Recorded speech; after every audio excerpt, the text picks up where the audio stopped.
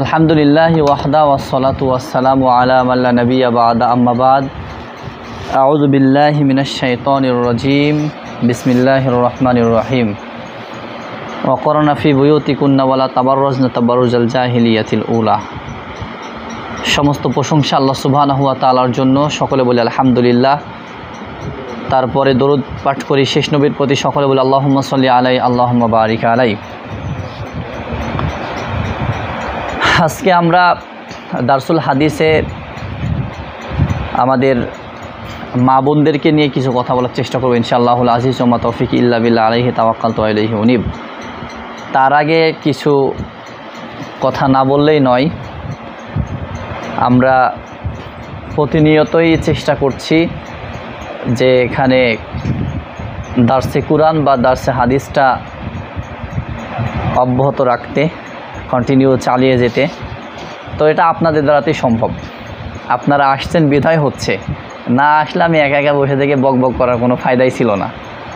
তো আজকে মনে করেন যে ভাই যারা আসছেন সবাই যুবক, তাদের এখনকার মাইন্ডটা আমি বলি, এখনকার যে মাইন্ডটা ফিল হচ্ছে এটা হলো যে এই সময়টাতে চারজন বন্ধু মিলে এক জায়গায় বসে আড্ডা দিবে, গল্প করবে।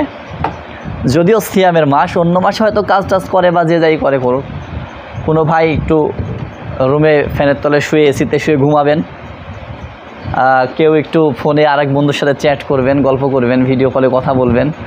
এটা কিন্তু এখন আমাদের মনের অবস্থা। এই সময়টায়, যে সময়টা এখন আমরা বর্তমান, এই সময়টা আমাদের মনের অবস্থা। তো আপনাদের মনের বাহিরে বা মনে যেটা চাচ্ছিল সেটা হয়তো মানে ফেলে দিয়ে দাওয়াত দিয়েছে, বা একটু মন চাচ্ছে কি হচ্ছে দেখে আসি, কিছু গ্রহণ করা যায় কি না, কিছু নেওয়ার চিন্তা ভাবনাতে এখানে আসছেন। আলহামদুলিল্লাহ, সব কিছুকে ফেলে দিয়ে এক কথায় আল্লাহ যেটাকে নির্দেশ করছেন সেটাকে মান্য করছেন আপনারা। আর নফস, আমার অন্তর, আমার আকল, মন যেটা বলছে এটাকে বাহিরে ছুড়ে ফেলে দিয়ে আসছেন। এটা কিন্তু আমার আপনার মাইন্ড। সকাল থেকে উঠে বিভিন্ন কাজ, কেউ ক্লাস করেছেন, কেউ ক্লাস করিয়েছেন, কেউ কাজ করেছেন, কেউ খেলেছেন, আদারওয়াইজ সবাই কিন্তু এক এক রকম কাজে ব্যস্ত ছিলাম আমরা।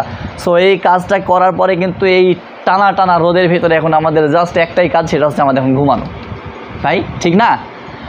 এই জন্য তারপরেও সিয়াম আসি, এটার কারণে সবার একটু মুডটা কেমন কেমন কেমন কেমন দাঁড়িয়ে। যাই হোক, আলহামদুলিল্লাহ, আল্লাহ কবুল করুক। জাস্ট বেশি সময় নিব না, 30 মিনিটের মতো, ঠিক আছে? যাই হোক, তো আল্লাহ পাক রব্বুল আলামিন যুবকদের ব্যাপারে, রাসূল সাল্লাল্লাহু আলাইহি ওয়াসাল্লাম যুবকদের ব্যাপারে অসংখ্য কথা বলেছেন। এটা আমাদের মেনে নিতে হবে, আমাদের এটা বুঝতে হবে, ইভেন এটা মেনে নিতে হবে। কারণ নবী সাল্লাল্লাহু আলাইহি ওয়াসাল্লাম বলছেন যে তোমরা 5টি জিনিসকে 5টি জিনিসের পূর্বে গনিমাহ মনে করো, অফার মনে করো। 5টি জিনিসকে 5টি জিনিসের পূর্বে। এক, কি?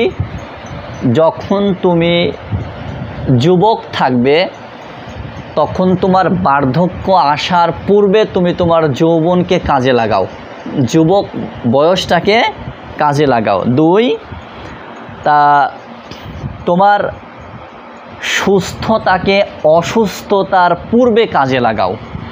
একটা ক্যান্সারে আক্রান্ত একটা ছেলের ফেসবুক স্ট্যাটাস দেখলাম, একেবারে সুখে এরকম চিকন হয়ে গেছে। ওর ফেসবুক স্ট্যাটাস যে ভাই আমি জীবনে কখনো কোনো কিছু চাই না, আমি বলতে চাই, কিন্তু মারা যাবে, আমি বলতে চাই যে প্রত্যেকটা মানুষের উচিত সে তার সুস্থ জীবনটাকে যেন অসুস্থ হওয়ার আগ পর্যন্ত কাজে লাগায়। ও ক্যান্সারে আক্রান্ত ছিল, কিন্তু আমরা তো জাস্ট একটু কঠিন জ্বর হলে, এটা মনে হয় না আমাদের?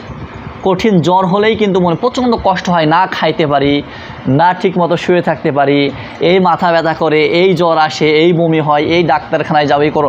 সো আল্লাহ নবী বলছেন তোমরা অসুস্থ হওয়ার আগে সুস্থতাকে গনিমা মনে করো। এরপরে বলছেন যে তোমাদের জীবনের সচ্ছলতাকে অসচ্ছলতা আসার আগে এটাকে গনিমা মনে করো, সুবর্ণ সুযোগ মনে করো। আপনি ইনকাম করছিলেন, টাকা পয়সা সব ছিল, এক সময় আসবে আপনার ইনকাম নাই, টাকা পয়সা কিছু নাই, আপনি এই সুযোগটাকে মানে ওইটাকে কাজে লাগাবেন যখন টাকা পয়সা আছে, যাতে করে আপনি আরও কিছু করে রাখতে পারেন, আপনার সব কিছু সমাধান হয়ে যায়। আচ্ছা, তাহলে তোমার অবসর সময়কে কাজে লাগাও ব্যস্ততা আসার আগে। আছে না এমন কিছু ব্যস্ততা আসে যে মানে এত মানে মাইন্ড সেট আপ খারাপ হয়ে যায় যে কোনটা করব, কোনটা রেখে কোনটা করব। 5 নাম্বার আল্লাহ নবী বলছেন যে তোমরা তোমাদের হায়াতটাকে কাজে লাগাও জীবন থাকতে, জীবন ফুরিয়ে যাওয়ার আগে। আল্লাহ বলছেন যে কুল্লু নাফসিন যায়িকাতুল মাউত, প্রত্যেকটি প্রাণী মরণের স্বাদ গ্রহণ করবে। আল্লাহ তার নবীকে বলছেন, হে নবী ইন্নাকা মাইয়িতুন ওয়া ইন্নাহুমা মাইয়িতুন, আল্লাহ নবী আপনি নিঃসন্দেহে মরবেন এবং তারাও মরবে, আপনিও মারা যাবেন তারাও মারা যাবে। এ ব্যাপারে আল্লাহ বলছেন যে আল্লাযী খলাকাল মাউতা ওয়াল হায়াতা লিয়াবলুয়াকুম আইয়ুকুম আহসানু আমালা। আমার মানে বড় বড় তাবেঈরা, বড় বড় ইমামগণ মানুষ যে দুনিয়াতে আমরা বেঁচে আছি বা আমাদের হায়াতটাকে, আমাদের জীবনটাকে তারা কেমনভাবে ব্যাখ্যা করছেন জানেন? তারা ব্যাখ্যা করছেন যে এই যে আপনার বাড়িতে মামা খালু নানা নানি আসে, তো ফুবা ফুবি আসে, এরা আসে কয়দিনকার জন্য? 1 ঘন্টা, সকালে আসলে বিকেলে চলে যায়, ইভেন খুব বেশি হলে 2 দিন, খুব বেশি হলে 1 সপ্তাহ থাকে, এরপরে তারা চলে যায়। অতিথির মতো যে জীবনটা আমার এরকম, আপনাকে আল্লাহ জাস্ট দিয়েছেন, আবার কিছুক্ষণ পরে কেড়ে নেবেন। আল্লাহ দিয়েছেন আবার কিছুক্ষণ পরে নিয়ে দেবেন। আল্লাহ বলছেন আইয়ুকুম আহসানু আমালা, আমি তোমাদের হায়াত এবং মরণকে সৃষ্টি করেছি তোমাদের পরীক্ষা নেওয়ার জন্য। কে কত ভালো পরীক্ষা দিতে পারে আমলের ক্ষেত্রে, ইমানের ক্ষেত্রে, কে কত ইমানদার, কে কত আমলদার, এটার জন্য আল্লাহ মরণ এবং হায়াতকে সৃষ্টি করেছে। কিন্তু আমরা সেই সৃষ্টিটাকে, আল্লাহ যেটা সৃষ্টি করেছেন, আমাদের যেটা উপহার দিলেন, সেটাকে আমরা মানে অপব্যবহার করছি। এটা আমাদের খারাপ দিক দিয়েই বেশি ব্যবহার হচ্ছে।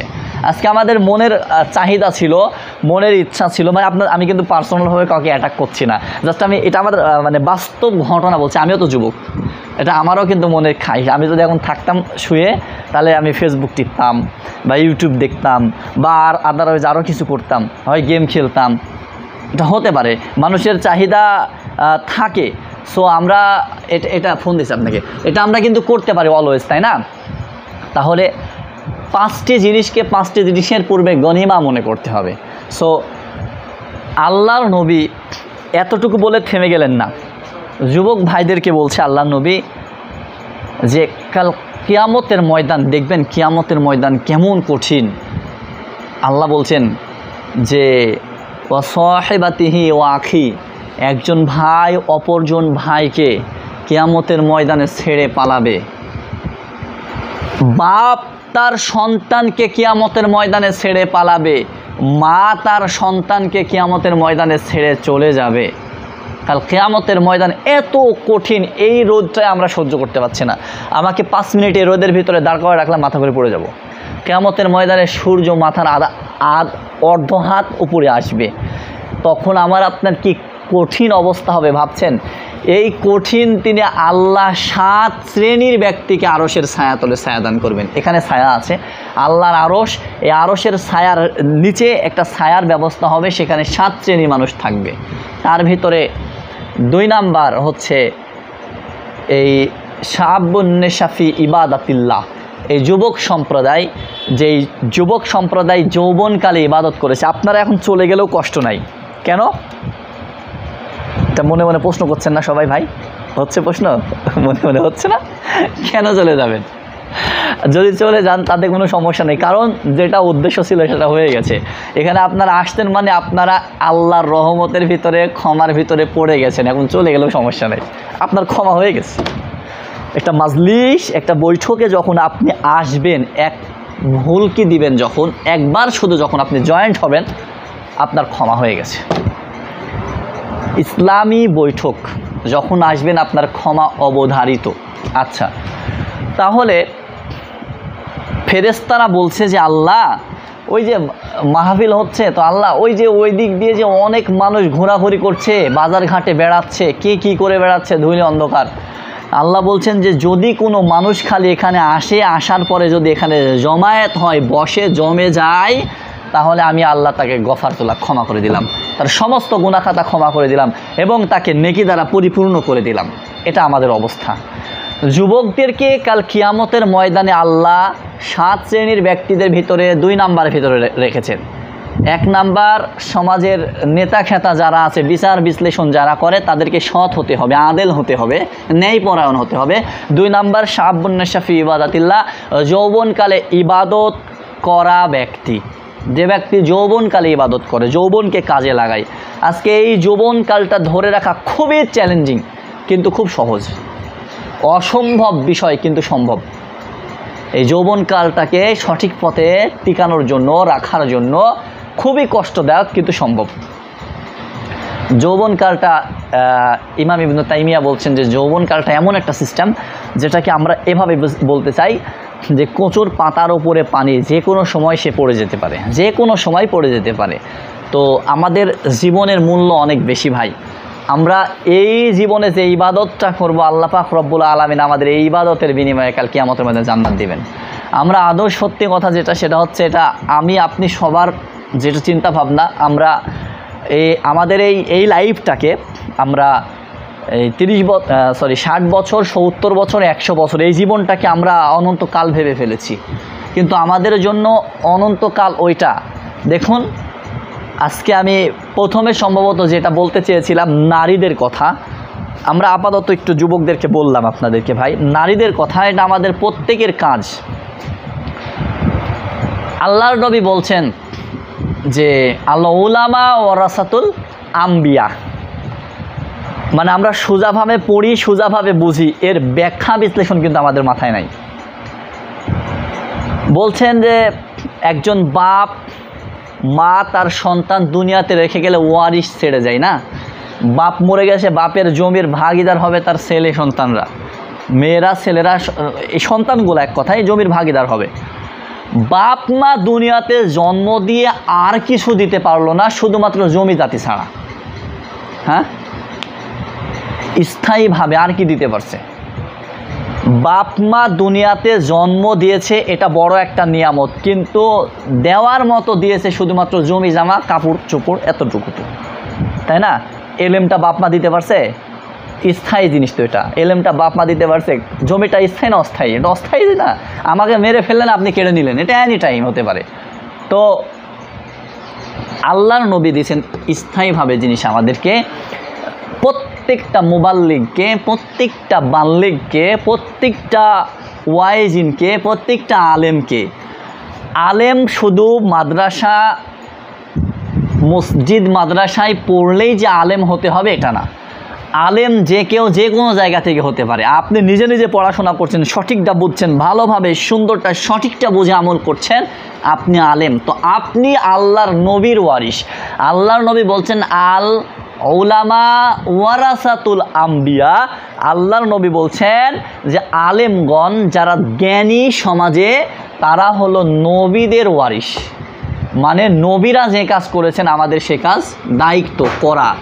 তাহলে এখান থেকে একটা সহি কথা, সঠিক কথা, ভালো কথা শিখলেন, 10টা মানুষকে বললেন ভাই মানবে এটা জরুরি না, বললেন এটাই জরুরি। কেউ মেনে নিল কি না এটা যাচাই বাছাই করার প্রয়োজন আসে না। আপনি বলেছেন, এতটুকুই আপনার কাজ শেষ। ইয়া আইয়ুহান নবী বাল্লিগ মা উনজিলা ইলাইক, তুমি তোমার দেওয়া দায়িত্ব তাদের সামনে পৌঁছে দাও, পৌঁছে দাও। বলো, বাল্লিগ করো, পৌঁছে দাও। আমার আপনার জরুরি কাজ মানুষকে একটা ভালো কথা বলা। তো আমাদের মা বোন আছে, তাদেরও তো ভালো কিছুর প্রয়োজন আছে। যাই হোক, তাহলে আমাদের সবার উপরে জরুরি কাজ একটা ভালো কথা শুনলে আপনি 10 জনকে বলবেন, ও মানা না মানা সেটা তার বিষয়। মনে করেন যে একজন মানুষ, আমরা বলে যাচ্ছি টাকনুর নিচে কাপড় পরা ছেলেদের জন্য হারাম। বিজ্ঞান বলছে যদি ছেলেরা টাকনুর নিচে কোনো প্যান্ট পায়জামা লুঙ্গি কাপড় পরে, তাহলে তাদের যৌন ক্ষতি হয়, তাদের যৌন ক্ষতি হয়, যেই শারীরিক যে ক্ষমতাটা এটা কমে যায়, নষ্ট হয়ে যায়। আল্লাহর নবী সে আগেই বলে গেছেন। রোজা থেকে, সিয়াম থেকে আপনাদের বসে থাকতে কষ্ট হবে, আমি সংক্ষিপ্তে খুব দ্রুত শেষ করে ফেলবো। সেটা হচ্ছে, তাহলে যুবক আমার আপনার কথা এই যে এখানে বলছে, দেখেন এ ব্যাপারে বলা হচ্ছে যে যৌবন হলো একজন মেহমান, যে আমাদের আঙ্গিনায় কিছু সময়ের জন্য, যেটা বললাম, এসেছে আবার দ্রুত চলে গেল।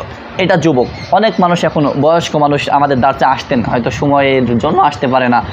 তারা আসতেন, কিন্তু সেও আফসোস করে যখন এই হাদিসগুলো শুনছে, কথাগুলো শুনছে, শোনার পরে ওদের থেকে দ্রুত ইবাদত কবুল হবে আমাদের, ওদের থেকে দ্রুত ইবাদত কবুল আমাদের যুবকদের হবে।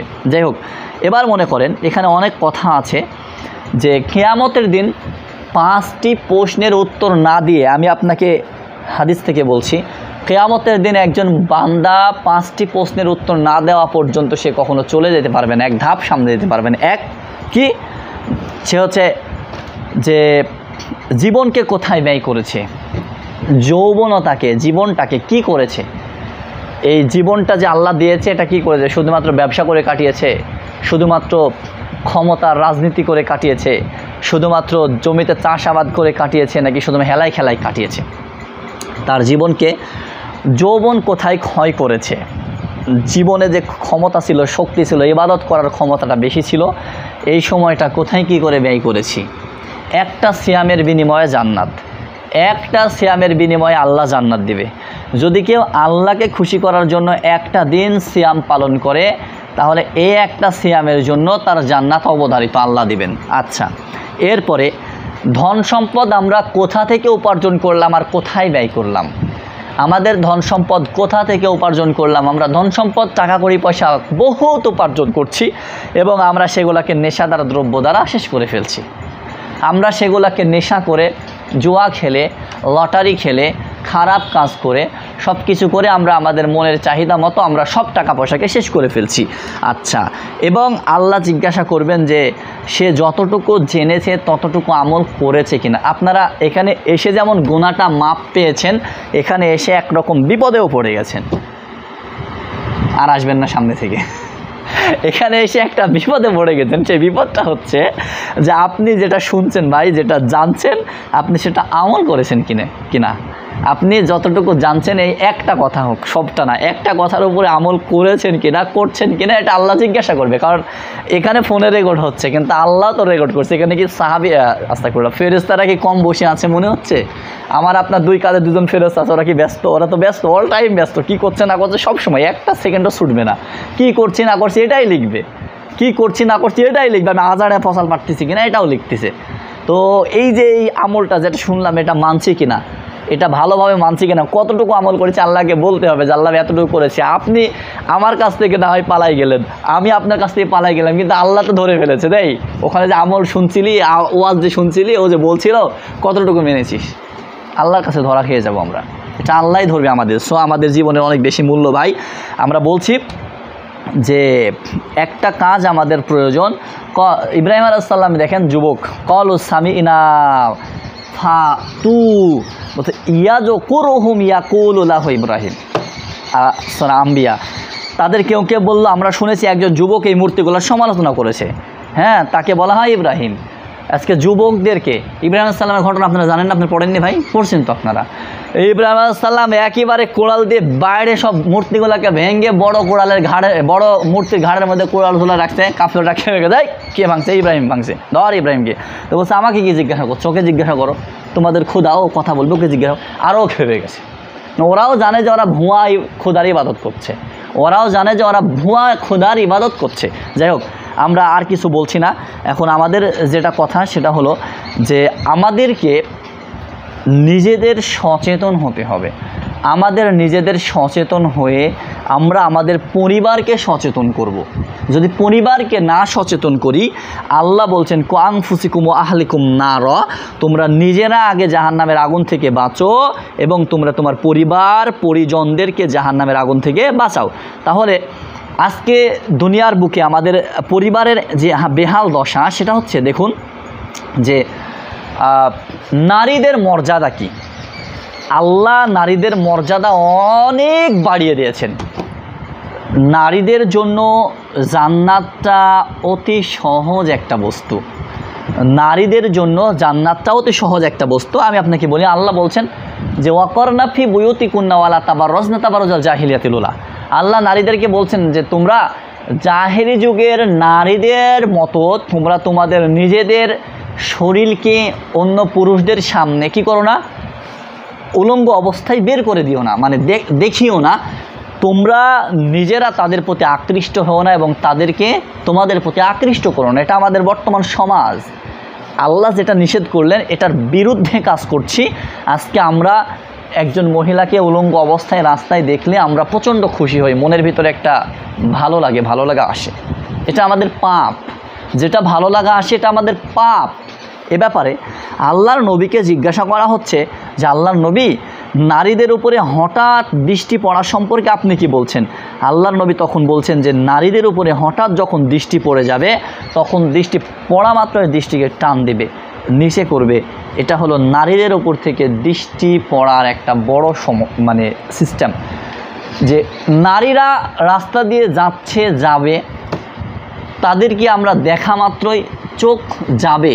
ওই যে আরেক বাটপার ভণ্ড আবার বলে যে ওইটা আল্লাহর একটা নিয়ামত। তো আল্লাহর নিয়ামত দেখতে নিষেধ করা যাবে না, নিয়ামত দেখতে হবে। আরেক বদমাইশ আছে, জানেন, নাম নেওয়া পছন্দ আমার না, তো গত সপ্তাহে কিছু নাম নিয়ে ফেলছিলাম। তো এক বদমাইশ আছে যে আল্লাহ কোরআনে গান বাজনা হারাম করে দিয়েছেন, তো ও কোরআনে গান বাজনা হালাল করেছে। আল্লাহ পাক রব্বুল আলামিন পবিত্র কোরআন মাজিদে আপনাদের সবার জানা কথা, আল্লাহ বলছেন না যে ইয়া আইয়ুহাল্লাযীনা আমানু কুতিবা আলাইকুমুস সিয়াম, আল্লাহ বলছেন তোমাদেরকে সিয়ামটা ফরজ করেছি পূর্ববর্তী লোকদের মতো, তাই না? ওদের যেমন ফরজ ছিল তোমাদেরও ফরজ, আল্লাহ ফরজ করলেন। আর ওই শয়তান বলছে পবিত্র কোরআন মাজিদে 30টা সিয়াম কখনো ফরজ আছে এরকম কোনো দলিল নাই। সে বলছে কোরআনে আল্লাহ কখনো কোনো সিয়াম ফরজ করেনি। যদি ফরজই করে তার যুক্তি, এটা আপনাদেরও মনে হবে যে না ঠিকই আছে, ঠিক নাই, আদৌ ঠিক নাই। বলছে কি জানেন? বলছে যে এই সিল্কি চিকন যুবতী মেয়েরা, ওরা যে পেটের মধ্যে বাচ্চা রেখে সিয়াম থাকবে, ওরা না খেয়ে সিয়াম থাকবে, এত সুন্দর মেয়েরা, মুখে সাপ পড়ে যাবে, চেহারা নষ্ট হয়ে যাবে, ওরা সিয়াম থাকবে।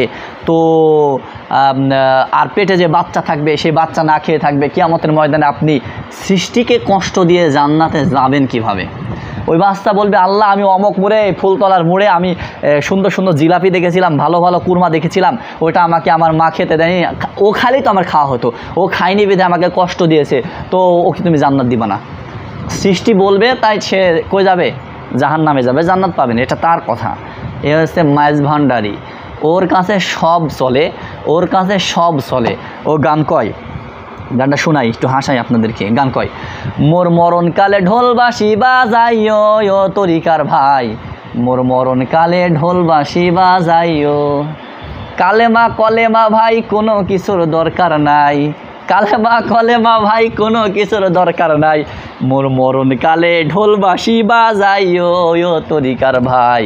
ঠিক আছে, তো ওর কাছে গান, ও আল্লাহ নবী বলছেন যে ব্যক্তি মরবে লা ইলাহা ইল্লাল্লাহ বলবে, যার শেষ বাক্য লা ইলাহা ইল্লাল্লাহ হবে ও জান্নাতে যাবে, যার শেষ বাক্য লা ইলাহা ইল্লাল্লাহ হবে ও জান্নাত পাবে। আর ও বলছে যে যখন মরে যাব তখন ঢোল পিটাতে হবে, ঢোল গান শোনাতে হবে ওকে। যাই হোক, আল্লাহ যেন হেদায়েত দান করে, না হলে গান দিয়ে যেন মারে। যাই হোক, এবার কথা হচ্ছে যে আমাদের নারীদের জরুরিভাবে কিছু কথা যেটা না বললেই নয়। একটা পাপকে 3 ভাগে বিভক্ত করেছেন। একটা পাপ নারীদের পর্দা করা ফরজে আইন। আপনারা মিডিয়াতে দেখলেন গত কয়েকদিন আগে একটা মেয়ে আসিয়া, 8 বছরের একটা মেয়ে শিশুকে, মূলত ওকে হত্যা করার জন্যই চিন্তা ভাবনা হয়েছিল, এরপরেও তো তাকে ধর্ষণ করা হয়েছে যেভাবে হোক। তো তাকে যে ধর্ষণ করছে, এটা আমার আপনার বোন, যদি নিজের রক্তের কেউ হতো, আচ্ছা, তাকে যে ধর্ষণ করছে এর জন্য কি শুধুমাত্র যে ধর্ষণ করেছে এই ধর্ষক কি নিজেই একলাই দায়ী? ওকে খুন করতো, এটা তার মূল মাকসাদ ছিল, উদ্দেশ্য ছিল, কিন্তু ধর্ষণটা করেছে এটার জন্য কি সে নিজে দায়ী? মানে যে করছে সে দায়ী, না তার যাকে ধর্ষণ করা হয়েছে এর পরিবার থেকেও দোষ আছে না নাই? বলেন আপনারাই। আছে, কারণ তুমি তোমার সন্তানকে 15,000 টাকা দামের একটা ফোন কিনে দিতে পারছ, 10,000 টাকা দিয়ে একটা সাইকেল কিনে দিতে পারছ, একটা 1500 টাকা দামের বোরকা কিনে দিতে পারছ না, যেটা ইসলাম বলেছে, এটা একটা পর্দার ভিতরে নিয়ে আসতে পারছো না তুমি। যাই হোক, তো আমরা এটা বলি, তো এটা জরুরিভাবে খুব খারাপ একটা বিষয় গেছে। আমাদের নিজেদের বোনদেরকেও আমরা এভাবেই একটু হেফাজত করব। দেখুন, জাহেলি যুগে নারীদের মর্যাদা ছিল না, কিন্তু আল্লাহ এবং তার নবী মর্যাদা দিয়েছে। রাসূল সাল্লাল্লাহু আলাইহি ওয়াসাল্লাম বলছে, আনাস ইবনে মালিক থেকে বর্ণিত, ইহুদি সম্প্রদায় যখন তাদের স্ত্রী লোকদের নেফাস আসতো, হায়েজ আসতো, তখন তাদের একসাথে খেতেন না, একসাথে শুতেন না, একসাথে রাখতেন না। এটা আমাদের কিছু লোক আছে আমাদের ভিতরে এখনও। স্ত্রী যখন সমস্যা চলে 10 দিন এক সপ্তাহ, তখন কিছু মানুষ আছে যারা তাদেরকে ঘৃণা করে। তো এ ব্যাপারে আয়েশা রাদিয়াল্লাহু তাআলা আনহা বলছেন যে নারীদের মর্যাদাটা দেখুন।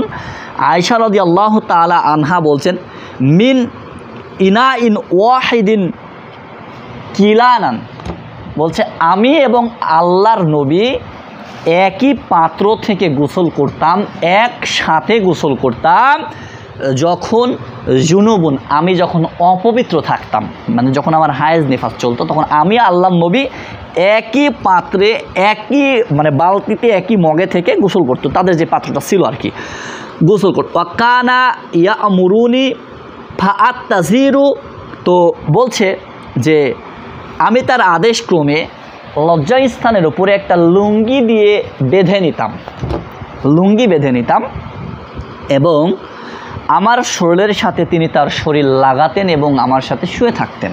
আল্লাহর নবী এটা করতেন। আয়েশা রাদিয়াল্লাহু তাআলা আনহা বলছেন, অথচ আমি তখন ঋতুবতী। তিনি ইতেকাফ অবস্থায় আমার দিকে মাথা বের করে দিতেন, আমি তার মাথাটাকে ধুয়ে দিতাম, অথচ আমি তখন ঋতুবতী। বুখারী মুসলিম হাদিস, বুখারী মুসলিম মিশকাত 546 নম্বর হাদিস। এরপরে আয়েশা রাদিয়াল্লাহু তাআলা আনহা আবার বলছেন যে আমি ঋতু অবস্থায় পানি পান করতাম গ্লাসের যেই জায়গায় মুখ লাগিয়ে আল্লাহর নবী আমি পানি পান করতাম এবং তাকে দিতাম পানি খেতে। আল্লাহর নবী আমার কাছ থেকে গ্লাসটা নিয়ে আমি যেখানে ঠোঁট লাগিয়ে মুখ লাগিয়ে পানি পান করতাম, আল্লাহর নবী ওইখানেই ঠোঁট লাগিয়ে মুখ লাগিয়ে পানি পান করত। আমি ঋতুমতি। আচ্ছা, এরপরে আবার কখনো আমি হাড়ের গোস্ত, আয়েশা রাদিয়াল্লাহু তাআলা আনহার একটা প্রিয় খাবার ছিল, সেটা হচ্ছে ছাগল বা গরু, মুরগি, আমরা এক কথায় যেটাকে লেগ পিস বলি, এখান থেকে আয়েশা রাদিয়াল্লাহু তাআলা আনহা গোস্তটা দাঁত দিয়ে টেনে টেনে ছিঁড়ে ছিঁড়ে খেতেন। তো এরপরে আল্লাহর নবীকে দিতেন। আল্লাহর নবী আয়েশা যেখানে মুখ লাগিয়ে খেয়েছেন, আল্লাহর নবী সেখানে মুখ লাগিয়ে খেতেন, অথচ আয়েশা ঋতুমতি অবস্থায় ছিল। আচ্ছা, তো এরপরে আবার বলছেন আয়েশা যে আমি যখন ঋতুমতি অবস্থায় ছিলাম, তখন আল্লাহর নবী আমার গায়ের সাথে হেলান দিয়ে কোরআন পড়তো, আমার উরুরানের ওপরে মাথা দিয়ে কোরআন পড়তো, অথচ আমি ঋতুমতি। হাদিসটা বুখারী মুসলিম থেকে। তো কথা হচ্ছে একই জায়গায় পেয়ে যাবেন হাদিসগুলা। তো কথা আমাদের মাঝে চলে আসে, ওযু ছাড়া কোরআন ধরা যাবে কি না? ওযু ছাড়া কোরআন বা ওযু ছাড়া কোরআন তেলাওয়াত করা যাবে কি না? এখানে আরও কথা যে আয়েশা রাদিয়াল্লাহু তাআলা আনহা বলছেন, একদা আমাকে মসজিদ হতে আল্লাহর নবী মাদুরটি বের করে আনতে বললেন। আমি ঋতু অবস্থায়। রাসূল সাল্লাল্লাহু আলাইহি ওয়াসাল্লাম বললেন, তোমার হাতে তো ঋতু লেগে নেই, তোমার হাতে তো আর ওইটা রক্তটা লেগে নেই, যাও তুমি নিয়ে আসো। মুসলিমের হাদিস। মাইমুনা রাদিয়াল্লাহু তাআলা আনহা বলছেন যে রাসূল সাল্লাল্লাহু আলাইহি ওয়াসাল্লাম সালাত পড়তেন একটি চাদরে, যার অংশটি আমার গায়ের সাথে লেগে থাকতো, আমি তখন ঋতু অবস্থায় থাকতাম। বুঝতে পেরেছেন? সো কোরআন মাজিদ মনে করেন যদি অজু অবস্থায় না ধরা যেত, না পড়া যেত, না স্পর্শ করা যেত, ইন্নামাল মুশরিকুনা নাজাস, মুশরিকরা অলওয়েজ নাজাস, অপবিত্র, মুসলিমরা অলওয়েজ পবিত্র, মুসলিমরা সব সময় পবিত্র। তো যদি অজু অবস্থায় না যায়, মহিলা শাখায়, মহিলা মাদ্রাসায় যখন বাচ্চারা পড়ে, যখন তাদের মাসিক হয়, তখন তারা হাতের মধ্যে কি দেয়, ওইটা মোজা দিবে, দিয়ে পড়া যাবে। কোরআন কেউ খুলে দিবে, পড়তে পারবে। সো আমাদের একই কেস, আমাদের 30 সেকেন্ডে হয়, আমরা গোসল করে নিই 5 মিনিট, গোসল শেষ করে আমরা আবার কোরআন পড়তে পারি। এখন কথা হচ্ছে আমরা পেশাব পায়খানা করেছি, আমরা এখন অজু করলাম না, পেশাব পায়খানা করার পরে অজু করে থাকাটা আল্লাহ নবীর সুন্নাত। যদি না করেন তাহলে আপনি অপবিত্র নয়, কারণ আপনি পানি দিয়ে পবিত্রতা অর্জন করেছেন। আল্লাহ তায়েববাসী না, আল্লাহ তাদেরকে প্রশংসা করছেন, তাদের কুবাবাসীদের মনে হয় প্রশংসা করছেন আল্লাহ কুবাবাসীদের, যে তারা পবিত্রতা অর্জন করত পানি দিয়ে। মানে আপনি সমাজে নোংরা প্রথা চালু করেছেন, পেশাব ফিরলেন, ফিলার পরে ঢিল দিয়ে আপনার আগা ঘষাঘষি করলেন, করার পরে আবার লাফালাফি 40 কদম হাঁটাহাঁটি কাশাকাশি করার পরে নোংরামো একটা প্রথা, লোকজন দেখছে লুঙ্গির তলে হাত ভরে কি লাড়ালাড়ি করতেছে, করার পরে আবার যা পানি দিয়ে গোসল করাচ্ছেন। অথচ আল্লাহ বলছেন আল্লাহুম্মা জাআলনি মিনাত তাওয়াবিন ওয়া জাআলনি মিনাল মুতাতাহহিরিন। এই কথা আরেক জায়গায় এসেছে, কোরআন মাজিদের আয়াত একটা আছে, আমার স্মরণ আসছে না।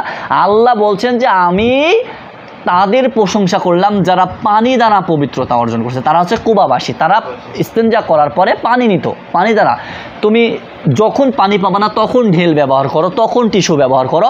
ও মাটি নেয়, মাটি নেওয়ার পরে টিস্যু নেয়, টিস্যু নেওয়ার পরে আবার পানি দিয়ে, মানে 3 বার।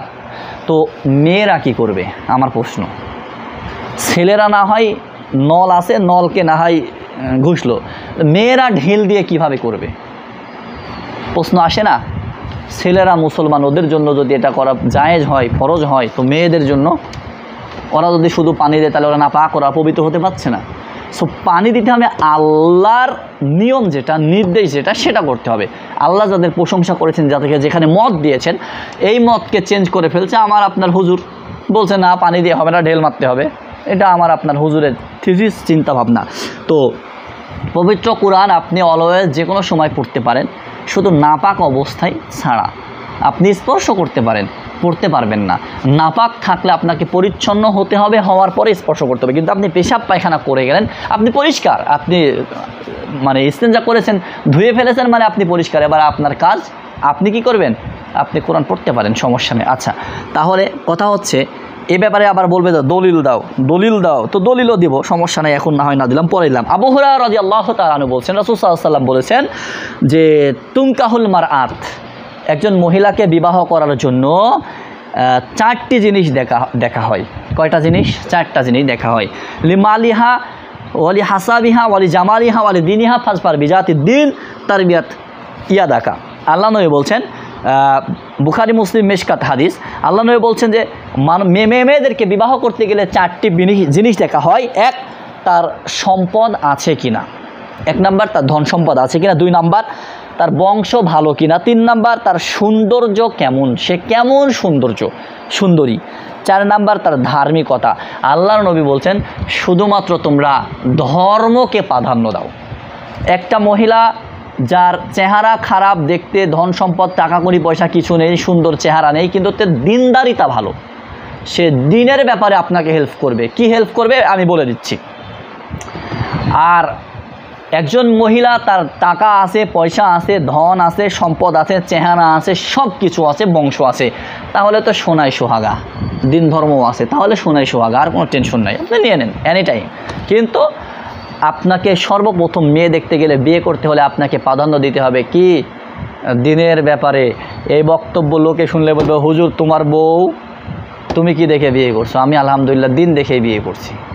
আমি চেষ্টা করেছি যেটা দিয়ে আল্লাহ এবং তার নবী নির্দেশ দিয়েছেন সেটা। তো এটা কথা হতে পারে, যেহেতু কথা তো আপনার একটু ইখতিলাফি কথা, এটা হতে পারে। তো নারীরা স্বামীদেরকে কিভাবে সাহায্য করবে? নারীরা স্বামীদেরকে সাহায্য করবে। আমি কেন বললাম নারীদের জান্নাতে যাওয়ার সুবর্ণ সুযোগ হচ্ছে স্বামীরা।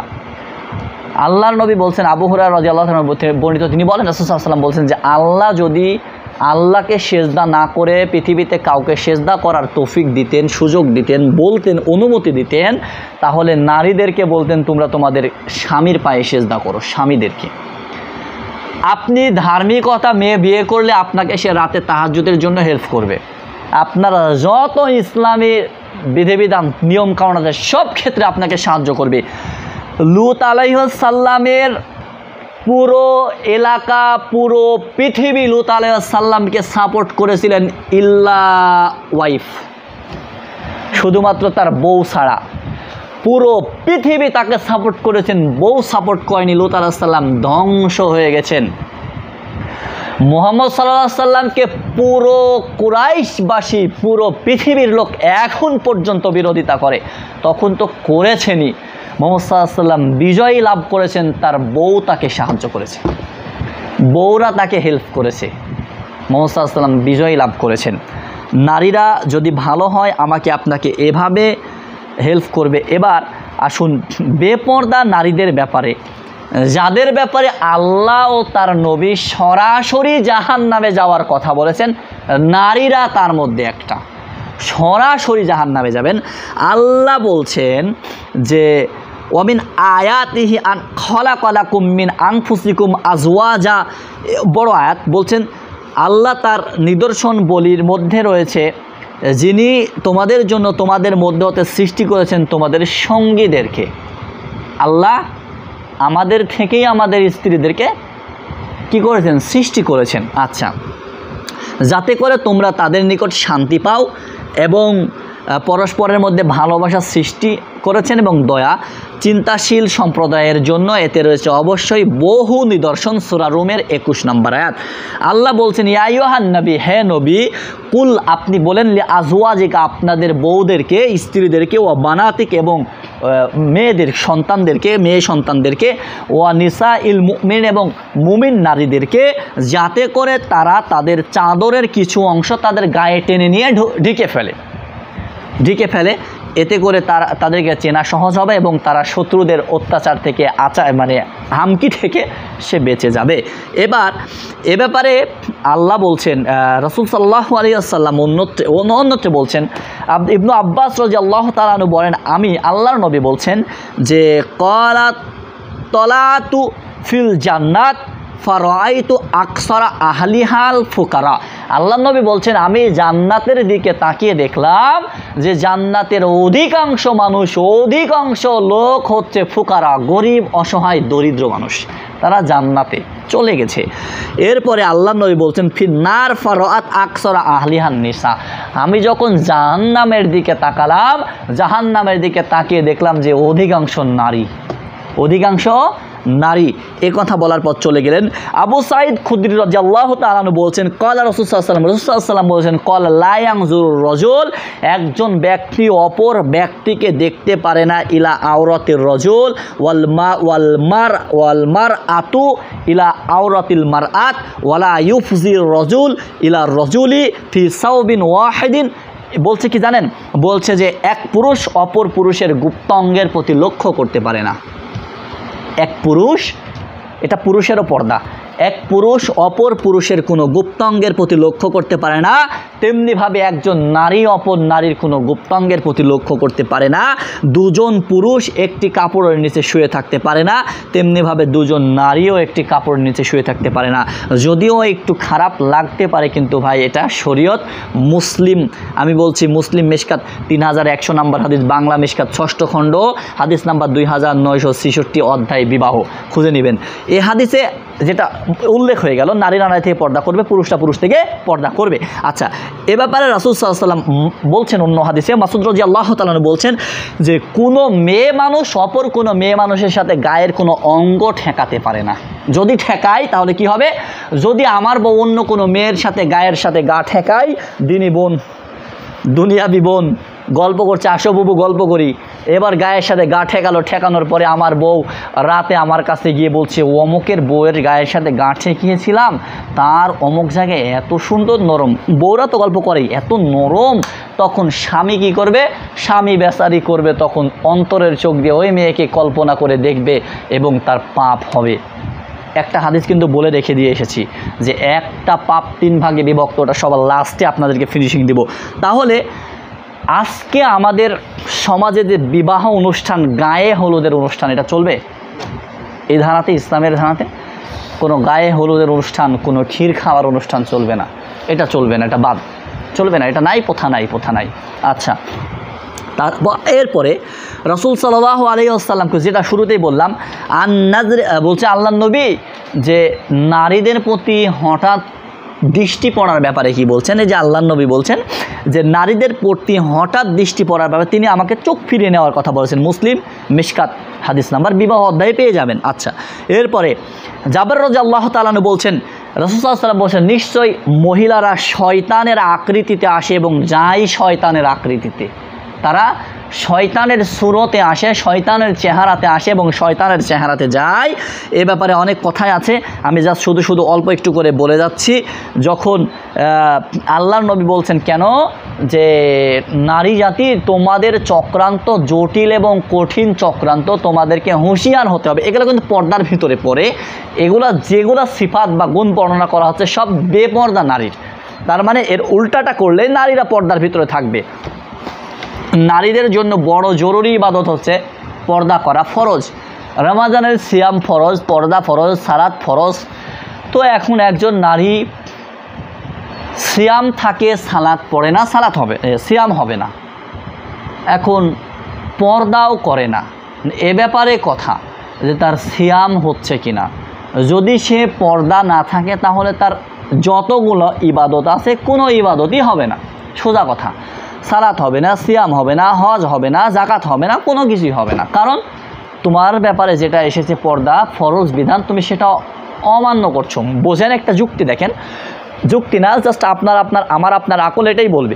যদি কোনো মানুষ আমাদের ভিতরে সিয়াম থাকে কিন্তু সালাত ছেড়ে দেয়, ওর সিয়াম কাজে লাগবে? তুমি একটা ফরজ বিধান মানতে গিয়ে আর একটা ফরজ বিধান ত্যাগ করছো, চলবে না, হবে না। আচ্ছা, এখন কথা হচ্ছে যে এটা মেলা বড় হাদিস, এটা থাক। রাসূল সাল্লাল্লাহু আলাইহি ওয়াসাল্লাম বলছেন, আবু সাঈদ খুদরি রাদিয়াল্লাহু তাআলা বলেন, ফাত্তাকুদ দুনিয়া ওয়াত্তাকুন নিসা ফাইন আউয়ালা ফিতনাতি বানি ইসরাইল কানাত ফিন নিসা। আবু সাঈদ খুদরি বলেন, রাসূল সাল্লাল্লাহু আলাইহি ওয়াসাল্লাম বলেছেন, তোমরা দুনিয়া থেকে বেঁচে থাকো এবং নারীদের কাছে যাওয়া থেকে বেঁচে থাকো, নারীদের থেকে বেঁচে থাকো। কেননা বনি ইসরায়েলের প্রথম অ্যাক্সিডেন্ট নারীদের দ্বারাতেই হয়েছিল। বনি ইসরায়েলের প্রথম দুর্ঘটনা নারীদের দ্বারাতে হয়েছে। আল্লাহর নবী বলছেন ভয়াবহ জিনিস। আল্লাহ নবী বলছেন উসামা দিবে না, এখানে আসামা দিয়েছে, যাই হোক, উসামা ইবনে জায়েদ বলছেন, রাসূল সাল্লাল্লাহু আলাইহি ওয়াসাল্লাম বলেছেন, মা তারাকতু বাদি ফিতনাতা আযররা আলার রিজাল। আল্লাহর নবী বলছেন, আমার পরে আমি দুনিয়াতে তোমাদের জন্য, পুরুষদের জন্য এমন ভয়াবহ কঠিন মারাত্মক কোনো জিনিস দুনিয়াতে ছেড়ে আসেনি নারী ব্যতীত। আমাদের জন্য মারাত্মক জিনিস হচ্ছে নারী। একটা গল্প শোনাই ভাই, সময় মনে হয়েছে লং হয়ে গেছে, একটু শুনেন কষ্ট করে। ভালো লাগছে না খারাপ লাগছে? কথা বলছে নাকি আপনারা? খারাপ লাগছে আপনাদের?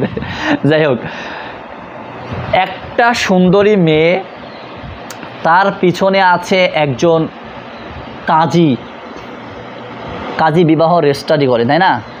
আরেকজন আছে হুজুর, ইমাম, যে বিবাহ পড়ায়। আরেকজন আছে ঘটক, যে বিবাহ লাগায়। একটা নারী তার পিছনে। ঘটক ভাবছে যে ওই ঘটক না, হ্যাঁ ঘটকই, ওই একজনের বিয়ে ঠিক করছে, আমার সাথে বিয়ে ঠিক করছে মনে করেন। তখন ঘটক ভাবছে যে ওই গাধার সাথে ওর বিয়ে দিব, এত সুন্দর মেয়ে, এত রূপবতী, এত চেহারাওয়ান মেয়ে, এর সাথে ওর কীভাবে বিয়ে দিই? ঘটক বলছে না, এটাকে আমি বিয়ে করব। এখন ঘটক যখন বিয়ে করার চিন্তা ভাবনা করছে, তখন দুজনের মধ্যে দ্বন্দ্ব বাজছে যে আমি বিয়ে করবো, তুই কেন বিয়ে করবি? পাগল হলেও তো ভালো মন্দ বুঝে।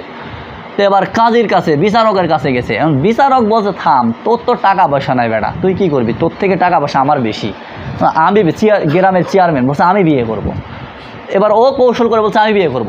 এখন এটা নিয়ে আবার তিনজনের ভিতরে দ্বন্দ্ব। এবার চলে গেছে জজের কাছে। জজ বলছে তোর থেকে টাকা আমার বেশি, থাম, এত সুন্দর মেয়েকে তোদের কাছে দেওয়া যায় না, বিয়ে আমি করব। এবার মেয়ে বলছে তোমরা আমাকে বিয়ে করতে পারবে সে যে আমাকে দৌড়ে ধরতে পারবে। আচ্ছা ঠিক আছে, বলছে দৌড়াও, শর্ত। মেয়েও দৌড়াচ্ছে, ওরাও দৌড়াচ্ছে, দৌড়াতে দৌড়াতে দৌড়াতে বেচারি ঘটক 100 বছর দৌড়াইছে, 70 বছর দৌড়াতে ও ওখানে মরে গেছে, বুড়ো হয়ে গেছে, মরে গেছে। বর যে ছিল ও দৌড়াচ্ছে, ও দৌড়াতে ওর বয়স অনুযায়ী দৌড়াতে সে মরে গেছে। এবার ওই বেচারা গ্রামের চেয়ারম্যান, সেও দৌড়াতে ও মারা গেছে। এখন লাস্ট পর্যন্ত টাকাওয়ালা মালিক বেশি জজ সাহেব আছে, সেই দৌড়াতে ও মরবে ভাব। তখন বলছে তুমি একটু থামো, তোমাকে বিবাহ করব না। কিন্তু কথা হচ্ছে তুমি এমন কে যার পিছনে দৌড়াতে বাকি তিনজন সবাই মরে গেল, আমিও আছি যাওয়ার পথে, তুমি কে? তখন বলছে আমি হলাম দুনিয়া, আমি হলাম এই চাকচিক্যময় রঙিন সুন্দর দুনিয়া। যদি তোমরা আমার পিছনে লেগে থাকো, তোমাদের সারা জীবন পার হয়ে যাবে, তাও তোমরা জীবনে কিছু করতে পারবে না, শুধু আমার পিছেই থাকবা। এটা হলো দুনিয়া, এটা হলো খেলতামাশা দুনিয়া।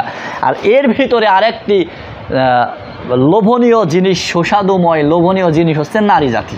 আল্লাহ নবী বলছেন যে আমি এমন কোনো জটিল সমস্যা ভয়ানক জিনিস ছেড়ে নিই নারীদের থেকে। নারীদেরকে আপনারা আপনার মা বোনদেরকে পর্দা করাবেন, এটা আল্লাহর বিধান। আমি যদিও সময় লং নিচ্ছি, আর লং নেব না, শেষ করে দিব। বিধানটা হচ্ছে শুরুতেই বলেছি যে আপনারা শুনে মানলেন কিনা, 5টা হিসাব দেওয়া লাগবে, যতটুকু শুনেছ আমল করেছো কিনা। আপনাদের গুরু দায়িত্ব, মাস্টার দায়িত্ব, জরুরি দায়িত্ব আপনাদের মা বোনদেরকে পর্দার ভিতরে রাখা। এটা যদি মেনে থাকেন আল্লাহকে বলতে পারবেন আল্লাহ 11ই রমজান বুধবারের দিন আমরা জোহরের সময় দুপুরের সময় শুনেছিলাম, এটা মেনেছি। আপনি নিষেধ করেন, মানা করেন, বলেন, যদি না মানে সে যদি গাওড়ামো করে আপনার তো আপনি 2টা দিতে পারেন বাড়ি, দেওয়ার পরেও যদি না মানে এরপরে আপনি তাকে ছেড়ে দেন, সমস্যা নেই। আপনার আপদ থেকে বা আপনার বিপদ থেকে আপনি মুক্ত, কারণ কিয়ামতের দিন আপনাকে জবাব দিয়ে দিতে হবে না, আল্লাহ তো জানছে যে আপনি করেছেন। এরপরে আসুন, রাসূল সাল্লাল্লাহু আলাইহি ওয়াসাল্লাম এ ব্যাপারে অনেক কথা বলেছেন। তাহলে আমরা যতটুকু বুঝলাম যে জান্নাতে মেয়েদের যখন জান্নাতে যাওয়া হবে এটা সুবিধাজনক। এবার মায়েদের উদ্দেশ্যে কয়েকটি কথা। আপনাদের যদি জ্ঞান থাকে, বুদ্ধি থাকে, বুঝবেন, কারণ আল্লাহ বলছেন ইন্না কায়দাকুন্না আযীম, নিশ্চয়ই নারীদের চক্রান্ত অত্যন্ত জটিল ও কঠিন চক্রান্ত। আল্লাহ বলছেন ইন্না শাইতানি কানা জয়ীফা, নিশ্চয়ই শয়তানের চক্রান্ত অত্যন্ত সহজ দুর্বল একটি চক্রান্ত। তার মানে শয়তানের থেকেও কঠিন বস্তু হচ্ছে নারী। তাহলে আপনারা জান্নাত পাবেন বা আপনাদের জান্নাত হবে এই কাজ করলে, যখন কোনো স্বামী তার ওয়াইফকে বলে যে আসো, যখন কোনো স্বামী তার বউকে বলে যে আসো, বউ যখন আসে না, বউ যখন রাজি হয় না, তখন সারা রাত স্বামী যদি তার উপর অসন্তুষ্ট থাকে, আল্লাহ স্বামীর অসন্তুষ্ট থাকার কারণে সারা রাত আল্লাহ ওই বউয়ের উপরে অসন্তুষ্ট থাকে এবং আল্লাহর রহমতের ফেরেশতাগুলা বউকে লানত করতে থাকে, অভিশাপ করতে থাকে। এটা মাদের জানা উচিত। স্বামী যখন ডাকবে তখন আসতে হবে। খুলে বললাম না, ছোট ভাইরা আছে। একজন মহিলা তার স্বামীর অনুমতি ব্যতীত সিয়াম থাকতে পারে না। রমজানের ফরজ সিয়াম স্বামীর অনুমতির প্রয়োজন নেই।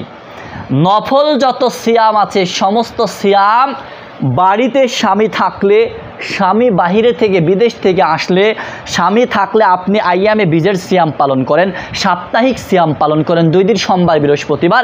এটা স্বামী বাড়িতে উপস্থিত থাকার পরে বউ নফল সিয়াম থাকবে, বউকে স্বামীর থেকে অনুমতি নিয়ে সিয়াম থাকতে হবে। স্বামী যদি বলে থাকো থাকবেন, যদি বলে থাকো না থাকতে হবে না, কারণ স্বামী তোমাকে যে কোনো অবস্থাতেই ডাকতে পারে। সেটা বুঝতে পেরেছেন? এতে আল্লাহ খুশি হন। আল্লাহ খুশি হলে আল্লাহ তাকে ভালোবাসেন, আল্লাহ তাকে ভালোবেসে জান্নাত দেন। এবার নারীদের জন্য জান্নাতের আরেকটি সুবর্ণ সুযোগ, যখন একজন নারী তার স্বামীকে কষ্ট দিয়ে ফেলে, তখন দুনিয়াতে যদি আমার বউ আমাকে কষ্ট দেয়, আপনার বউ আপনাকে কষ্ট দেয়, তাহলে জান্নাত থেকে জান্নাতি হুরেরা সেই নারীকে অভিশাপ করে বলে, হে হতভাগিনী, তুই ধ্বংস হ, তুই ধ্বংস হ। এই স্বামী আমাদের জন্য, তুই তাকে কষ্ট দিচ্ছিস, কারণ আমি মরে গেলে দুনিয়ার বউ পেতেও পারি, নাও পারি, জান্নাত পেলে হুর পাবো। কয়টা? 72টা। কয়টা? 72 থেকে 73টা। আমার আপনার এখানে কি আছে ভিতরে দেখা যাচ্ছে না। আমরা জানি গোস্ত আছে, চামড়া আছে, রক্ত আছে, পুজ আছে, হাড় আছে, কিন্তু জান্নাতি নারীদের এপার থেকে দেখলে ওই পার দেখা যাবে, চকচক করবে। হাড়ের ভিতরে যেই সাদা সাদা ঝিল্লিগুলো আছে সব দেখা যাবে। এই আমাদের জান্নাতে যে বউ অপেক্ষা করছে, এই বউ বলছে, হে হতভাগী, তুই তো ওকে অপমান করছিস, ও তো তোর কাছে ক্ষণিক সময়ের জন্য আছে, ও আমার হাজব্যান্ড, ও আমার কাছে অল্প দিনের ভিতরেই চলে আসবে। এই যে 60-70 বছর, এই ক্ষণিক সময়ের জন্য এই মেয়েকে, এই বউকে ওই জান্নাতে হুরেরা লানত করতে থাকেন, তাদের দোয়া কনফার্ম কবুল হবে আল্লাহর কাছে। যাই হোক, সর্বশেষ যেটা বলতে চেয়েছিলাম আপনাদেরকে সেটাই বলে শেষ করব। একটি পাপ 3 ভাগে বিভক্ত, একটি পাপ 3 ভাগে বিভক্ত। আল্লাহর নবী কিয়ামতের আলামত বলতে গিয়ে বলতেন ইরফাউল ইলম, বিদ্যা উঠে যাবে, ওয়াকশিরু জাহাল, মূর্খতা বর্ষণ পাবে, ওয়াকশিরু জিনা, জিনা ব্যভিচার বেশি হবে, নারীরা আরিয়াতুন কাপড় পরে থাকবে, গাশিয়াতুন তারা কাপড় পরে থাকবে, আরিয়াতুন তারা উলঙ্গ অবস্থায় থাকবে। আজকে নবী বলছেন, রাসূল বলছেন, আল্লাহ বলছেন তোমরা ঢিলা ঢালা পোশাক পরো যাতে করে শরীরের উঁচা লেটা জায়গাগুলা বোঝা না যায়। আজকে আমার আপনার মা বোনরা রাস্তা দিয়ে যাচ্ছে, গলার ভিতরে ওড়না, সব কিছু বোঝা যাচ্ছে, স্পষ্ট বুঝতে পাচ্ছেন এরা সরাসরি জাহান্নামে যাবে। আল্লাহর নবীর ভাষা, কিয়ামতের লক্ষণ, এটা আল্লাহর নবীর কথা। আল্লাহ নবী বলছেন এক পাপকে 3 ভাগে বিভক্ত করা হয়েছে, একটি পাপ 3 ভাগে বিভক্ত। তার মধ্যে এক পাপ হচ্ছে আমার বউ যখন রাস্তাতে বের হয়েছে, আরও 10 জন পুরুষ যখন তাকে দেখেছে, আমার বউ হওয়ার জন্য ওই পাপটা আমার জন্য হচ্ছে। আমার বউ যে রাস্তাঘাটে বের হয়েছে এটার জন্য আমার বউয়ের পাপ হচ্ছে। এবার যে ব্যক্তি তাকে দেখছে তারও পাপ হচ্ছে। আল্লাহর নবী বলছে এক পাপকে 3 ভাগে বিভক্ত করা হয়েছে, একটা অপরাধকে 3 ভাগে বিভক্ত করা হয়েছে, এটা হলো সেটা। তাহলে আমার আপনার বউ রাস্তাঘাটে আসতে পারবে না। যদি আসে তাহলে তারা পর্দার সহিতে আসবে। যদি এখান থেকে ঢাকাতে যায়, দূরে যায়, রাজশাহীতে যায়, তাহলে তার সাথে মাহারাম পুরুষ যাওয়া লাগবে, গায়রে মাহারাম যাবে না। যদি তাকে ছেড়ে দেন তাহলে বোরকা পর্দার ভিতরে থাকলেও বর্তমান জামানা যুগ অনুযায়ী তাকে ছিন্ন ভিন্ন করে ছিঁড়ে খাবে, তাহলে আপনি দায়ুষ হয়ে যাচ্ছেন। যদি আমার আপনার বউ রাস্তাতে বের হয়, সুযোগ দিয়ে রাখি, তাহলে এটা দায়ুষ। যদি মেয়ে উলঙ্গ অবস্থায় রাস্তাঘাটে যায়, যদি মাঠে বেড়াই, যদি ঘাটে বেড়াই, যদি বাজারে বেড়াই, বাজার করে বেড়াই, যা ইচ্ছা তাই করছে, তাহলে আমি আপনি দায়ুষ, আমার জন্য আপনার জান্নাত হারাম। আল্লাহ সুবহানাহু ওয়া তাআলা আমাদের সবাইকে এই সুন্দরভাবে ইসলামের সুশীতল ছায়াতলে এসে সুন্দরভাবে সব কিছু বুঝে আমল করার তৌফিক দান করুন। সকলে বলে আল্লাহুম্মা আমিন। সুবহানাকাল্লাহুম্মা বিহামদিকা আশহাদু আল্লা ইলাহা ইল্লা আনতা আস্তাগফিরুকা ওয়া আতুবু ইলাইক। আসসালামু আলাইকুম ওয়া রাহমাতুল্লাহ।